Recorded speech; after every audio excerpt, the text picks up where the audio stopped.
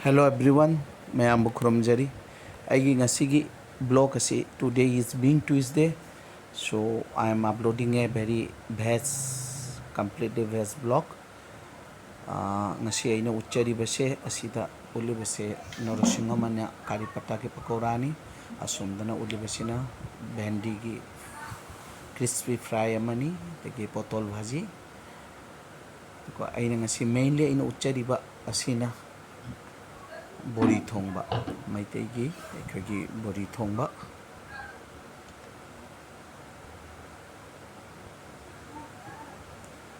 Mayambo Hanana Tagachari myhobbymychakhum ge maikaidegi Mayam gi support na Mayam gi nungsibana ngasisho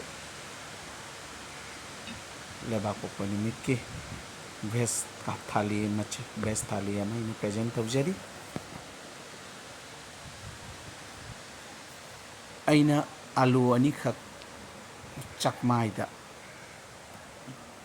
matam katang hingnaba alu tungana futpa tardi matam changi ado matam khajiktan hingnabagidamagta alu ani sei chakmaida ngansanjare pressure cooker asida ngansanjare hojiki alu ani sei horen agi bori thongba dei sijanagani In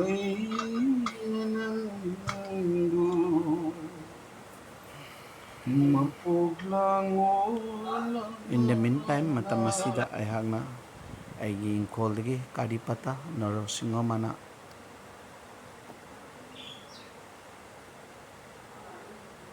si manasing aina khara hekchare ai masigi pakori asigi bora haujagani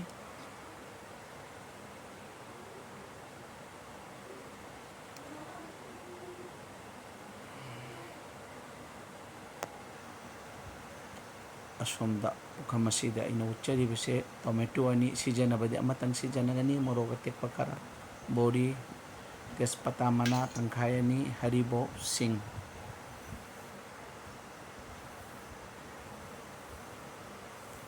aina bori thombagi machal singse asumna masagi hingkoldagi hekcharakpa kari pata asina aina potol se sumaitana tangkhai khaire asina very habitare ladies finger se mong asumna ina soiraga thamjare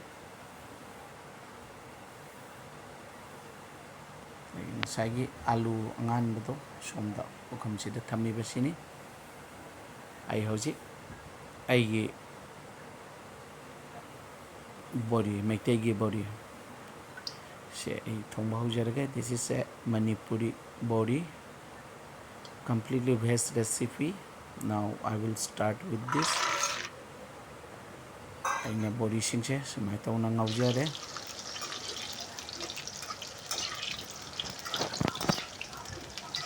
First of all, I am frying the bori for near about 2 minutes in this refined oil.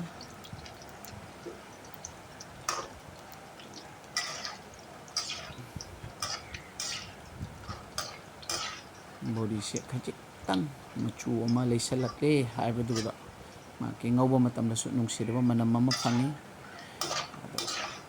dai bori se lathok charagani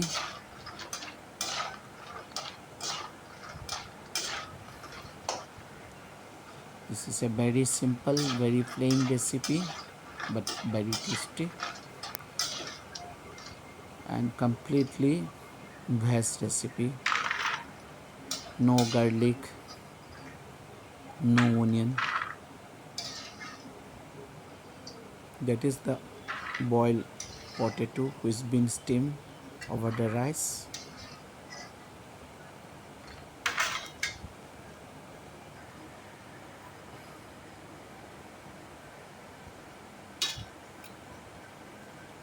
I notice patama pumama hapsanjare. This is the fenugreek seed methi. This is the tips, one of the tips of my this recipe, fenugreek seed. After that, this is maroi nakupi yanam.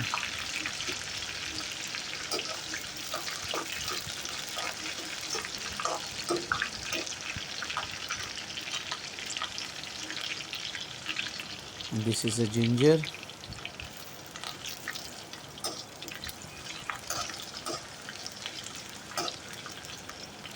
And with maroi nakupi, I am adding green chilies also. This is the tomato, only one tomato. Out of the two, I am taking only one.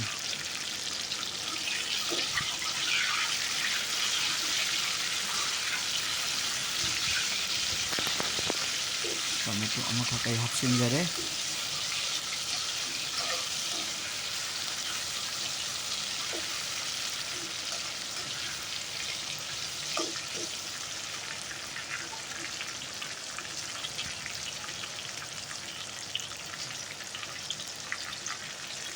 Tuesday is a very complete day, veg day for me, so I am preparing the complete veg item. Thum as per the taste, salt as per the requirement. I have added. This is the turmeric powder, chili powder, machu, morocco suba, and a maroi combination. I have added. We'll add a bit of water. Ising khajitang ay at tawjagani asabi ising. In the meantime, this is the haribo.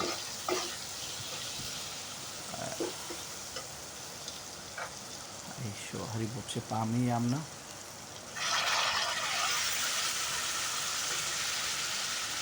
Aybu pokiba ayilagi su haribo se yamna pami.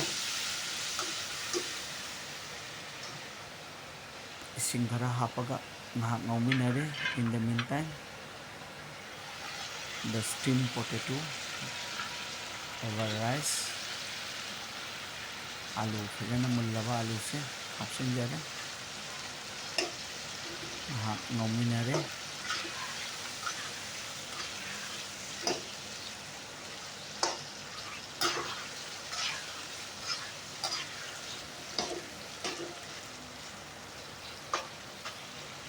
ꯃꯌꯥꯝꯁꯨ ꯑꯩꯒꯤ ꯃꯑꯣꯡꯁꯤꯗ ꯑꯃꯨꯛꯇꯪ ꯊꯣꯡꯂꯒ ꯌꯦꯡꯕꯤꯌꯨ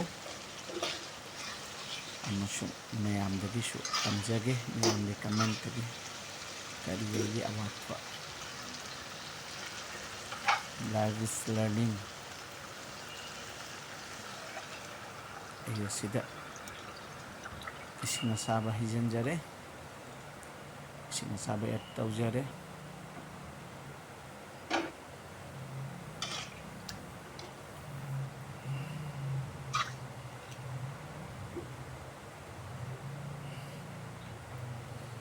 Now I'm adding that fried bori.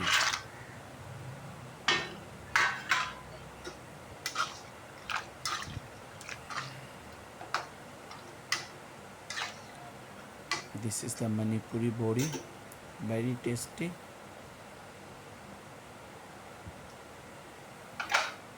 Morok tangkai, morok makum ani hapsanjare. Now I am coming up with the ending stage of this recipe.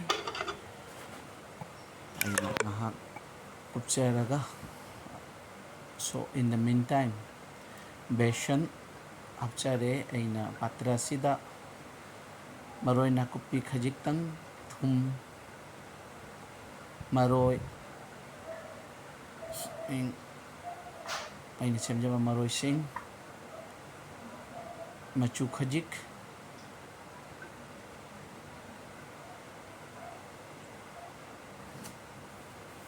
maroi nakupi khajik hapchanjari. Now this is baking soda khajitang baking soda khajitang hapchagani sida asomda yansang low steam the fulling matam sida asigi Narasingha mana haibadi kari pata asigi Bora hunabagi machan chingse aina se baking soda se hapsan jaraga ising khara hapaga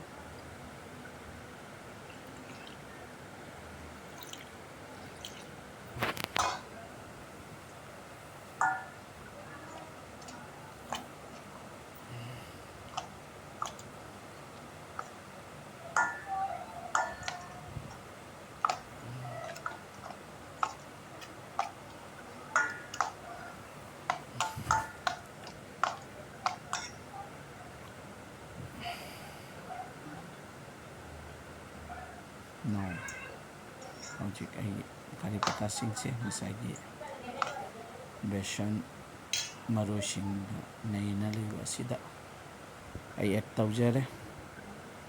So on the other hand, oh, very nice smell is coming up. ꯌꯥꯝꯅ ꯅꯨꯡꯁꯤꯕ ꯃꯅꯝ ꯊꯣꯛꯂꯦ. ꯑꯩꯒꯤ ꯕꯣꯔꯤ ꯊꯣꯡꯕꯁꯤꯒꯤ ꯌꯥꯝꯅ ꯃꯍꯤ ꯆꯞ ꯆꯥꯔꯦ. ꯑꯁꯤꯗꯒꯤ ꯍꯦꯟꯅ ꯐꯨꯠꯄ ꯇꯥꯔꯗꯤ ꯄꯨꯡꯁꯟꯈ꯭ꯔꯒꯅꯤ. This is garam masala. Final stage is the garam masala aina add tawjare. And we'll be adding a little amount of sugar. Chini khajitang. Abadi chini se khajitang hapa tarabadi aina thongiba yansang se jamna balance oiba morok tikka khara so hapchari. Chini khajitang hapchagani aigi yansang se balance oigani.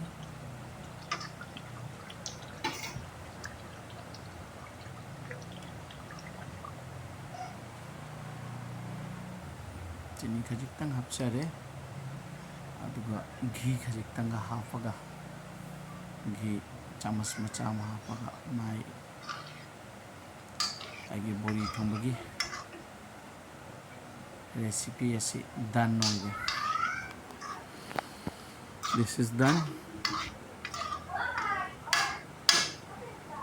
Ai yansang singche ai hot case amasiga pumnamak asiga hapchanjaragani. Aduga khangse amtang phajana tengthokdana asi khangsiga atei mathenjisu sum semjage.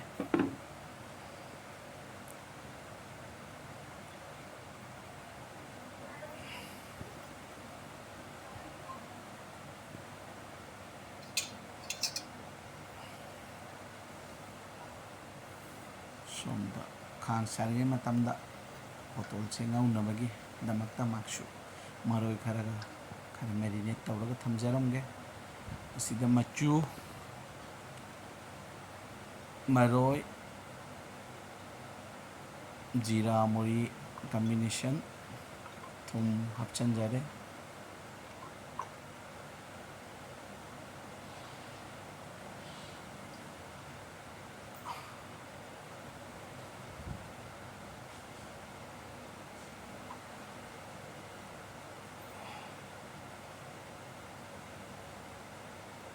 Somda aigina kariba berigi style se mong se yengu yamna fajabani. Asiga garam masala khajitang add tawre wan punna totlaga atopa recipe prepare tawringaida maximum ready tawraga thamme. So now we'll start kari pata pakori. Kari pata ki Narasingha mana ki Bora asmai tawna atei mana sinsu asmai tawna Bora ahum thau jamna henna hape thau lemhanda lemhoba thau do reuse tawba nungaite.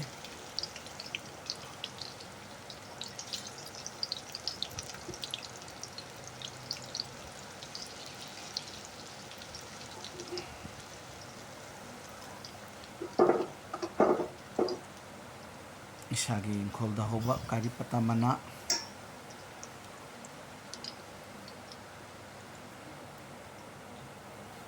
the leaves of kari pata is from my own garden.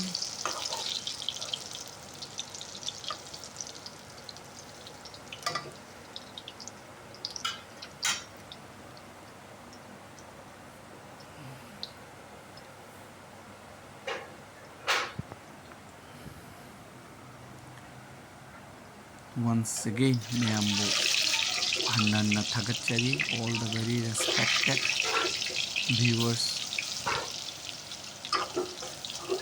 for your big support, your comments, your valuable time for viewing my channel.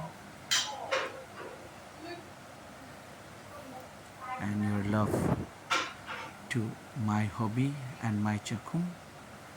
I will try to develop, I will try to inculcate.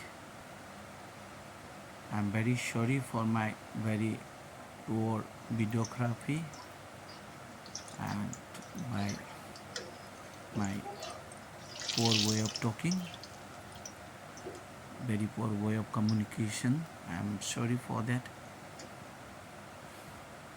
ꯑꯩꯒꯤ ꯑꯔꯥꯟꯕ ꯌꯥꯎꯕꯤꯔꯕ ꯇꯥꯔꯕꯁꯨ ꯃꯌꯥꯝꯅ ꯑꯩꯕꯨ ꯏꯁꯥꯒꯤꯅꯤ ꯈꯜꯂꯒ ꯉꯥꯛꯄꯤꯒꯅꯤ.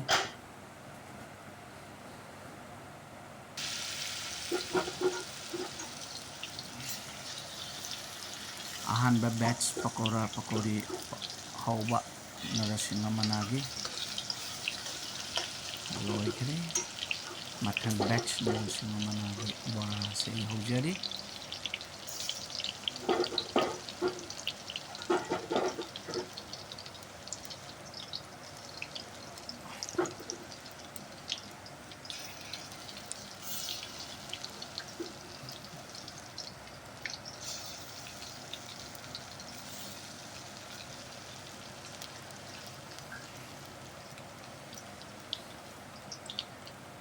Cooking is an art, but I am not perfect on that.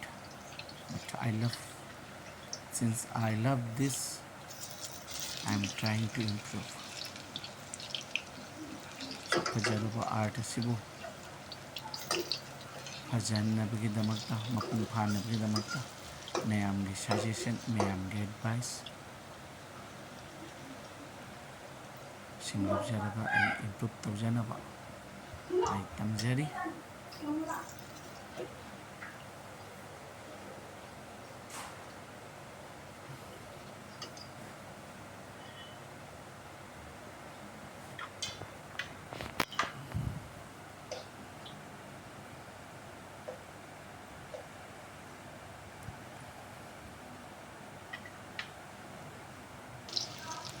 ꯑꯅꯤꯁꯨꯕ batch ꯂꯣꯏꯔꯦ. ꯑꯍꯨꯝꯁꯨꯕ ꯕꯦꯠꯆꯁꯨ ꯂꯣꯏꯁꯤꯜꯂꯒꯅꯤ.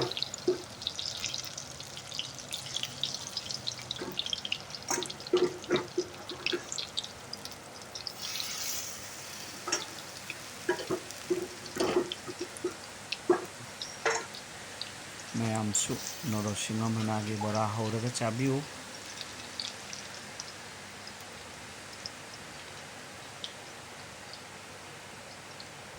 ꯌꯥꯝꯅ ꯅꯨꯡꯉꯥꯏꯅ ꯍꯧꯕ ꯌꯥꯕ.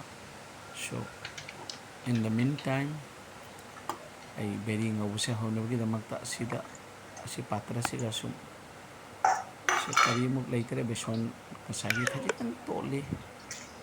ꯑꯗꯨꯒ ꯑꯁꯤꯒ ꯁꯨꯝ ꯑꯩ ꯇꯣꯠꯁꯤꯟꯖꯔꯒꯅꯤ. ꯑꯁꯤꯗ ꯑꯩꯅ ꯁꯤꯖꯤꯟꯅꯔꯤꯕꯁꯦ ꯀꯣꯔꯟ ꯐ꯭ꯂꯣꯔꯅꯤ. ꯑꯩꯒꯤ ꯀꯣꯔꯟ ꯐ꯭ꯂꯣꯔꯁꯤꯁꯨ ꯂꯣꯏꯁꯤꯜꯂꯛꯂꯦ. ꯀꯣꯔꯟ ꯐ꯭ꯂꯣꯔ ꯆꯥꯃꯣꯁ ꯑꯃꯗꯒꯤ ꯈꯖꯤꯛꯇꯪ ꯂꯤꯛꯄ. I'm adding the corn flour here. We'll add some salt.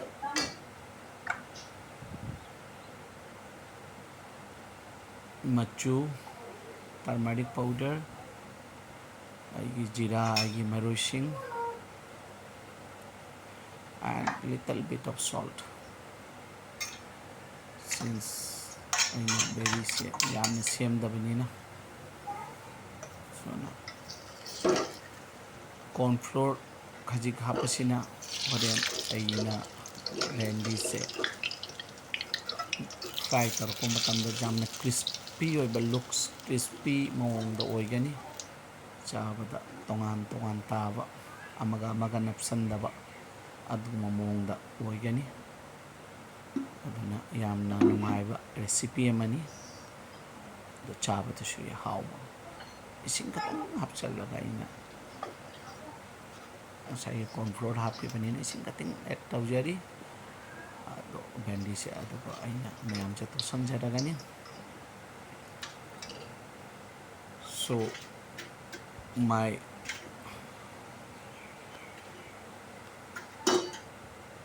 Narasingha leaves Bora pakori is finished. ꯃꯌꯥꯝꯁꯦ ꯈꯨꯠ ꯑꯁꯤꯅ ꯇꯣꯠꯁꯤꯟꯖꯔꯦ. And I will fry in 2 batches. ꯊꯥꯎ ꯌꯥꯝꯃꯕꯗꯤ ꯑꯃꯨꯛꯀꯗ ꯌꯥꯕꯅꯤ ꯑꯗꯨꯒ ꯑꯩꯅ ꯊꯥꯎꯒꯤ ꯆꯥꯡꯁꯤ ꯌꯦꯡꯂꯒ ꯑꯩꯅ ꯕꯦꯠꯆ ꯑꯅꯤꯗ ꯐ꯭ꯔꯥꯏ ꯇꯧꯅꯕ ꯍꯣꯠꯅꯖꯔꯤ.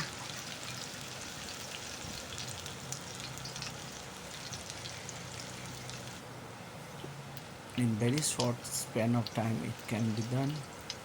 ꯃꯣꯔꯣꯛꯁꯦ ꯁꯨꯝ ꯍꯥꯞꯆꯤꯟꯖꯕꯅꯤ ꯇꯪꯈꯥꯏ ꯈꯖꯤꯛꯇꯪ ꯃꯥꯒꯤ ꯃꯅꯝ ꯑꯃꯁꯨ ꯑꯦꯗ ꯇꯧꯔꯛꯄ ꯐ꯭ꯔꯥꯏ ꯑꯁꯤꯗ.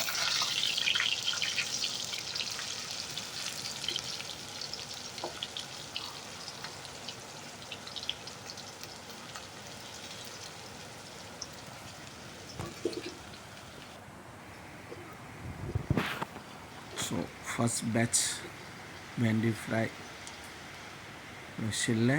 ꯑꯩ ꯑꯗꯨꯅ ꯍꯧꯖꯤꯛ ꯃꯁꯤ ꯀꯣꯊꯣꯛꯆꯔꯒꯅꯤ.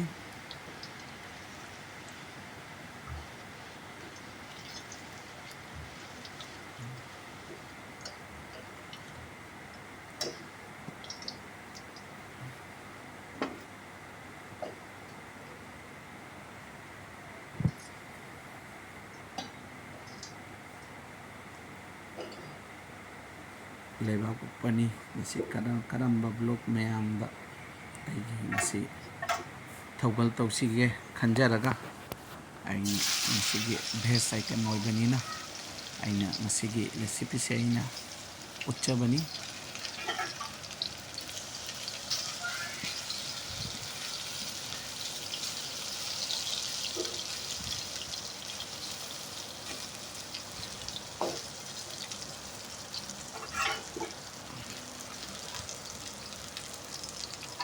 ꯑꯩꯅ ꯍꯟꯅ ꯍꯥꯏꯖꯔꯤꯕꯁꯤꯅꯤ ꯑꯩꯅ ꯚꯦꯟꯗꯤꯁꯤꯒ ꯑꯦꯗ ꯇꯧꯔꯤꯕꯁꯦ ꯀꯣꯔꯟ ꯐ꯭ꯂꯣꯔꯅꯤ ꯍꯥꯞ ꯆꯥꯃꯁꯇꯒꯤ ꯈꯖꯤꯛ ꯍꯦꯟꯕ, ꯊꯨꯝ, ꯃꯆꯨ, ꯑꯗꯒꯤ ꯃꯔꯣꯏ ꯈꯔ, ꯑꯗꯨꯅ ꯂꯣꯏꯔꯦ. ꯁꯣ ꯚꯦꯟꯗꯤꯁꯦ ꯃꯆꯥ ꯇꯥꯅ ꯑꯃꯃꯝ ꯌꯥꯝꯅ ꯀ꯭ꯔꯤꯁꯄꯤ ꯑꯣꯏꯅ ꯐ꯭ꯔꯥꯏ ꯇꯧꯕ ꯑꯗꯨꯒꯨꯝꯕ ꯔꯦꯁꯤꯄꯤ ꯑꯃꯅꯤ. ꯃꯌꯥꯝ ꯇ꯭ꯔꯥꯏ ꯇꯧꯕꯤꯌꯨ.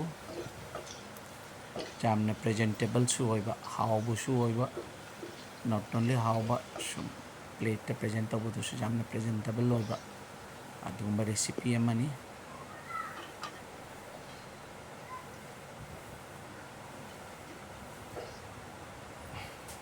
So my crispy bhendi fry, crispy lady's finger fry is done. Now the next item is potol bhaji, potol angauba.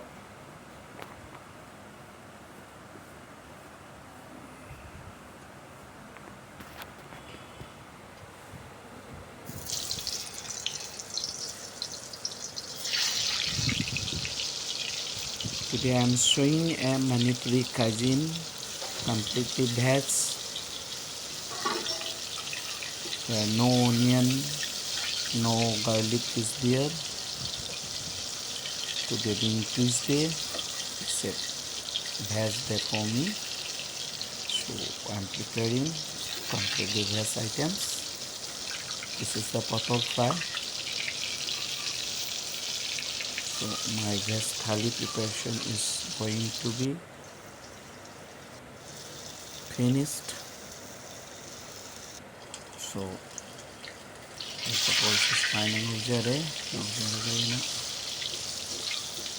pukam asida side ma tawraga plate asida hapchinjagani. ꯃꯌꯥꯝꯁꯤꯡ ꯌꯦꯡꯕꯤꯌꯨ. ꯂꯨꯛꯁꯦ ꯌꯥꯝꯅ ꯍꯥꯎꯕꯒꯤ ꯃꯑꯣꯡ ꯑꯃ ꯂꯩ ꯎꯔꯕꯅꯤ.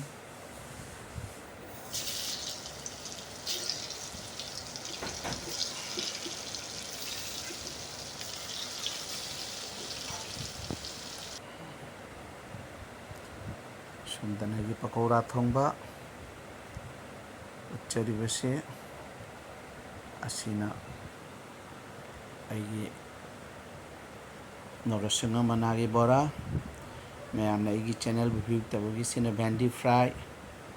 Thanks a lot each and everyone. This is the potol fry. For your big support, for your big time, for your valuable time. This is the papad, chak, rice, aswandana, cucumber. Thanks a lot.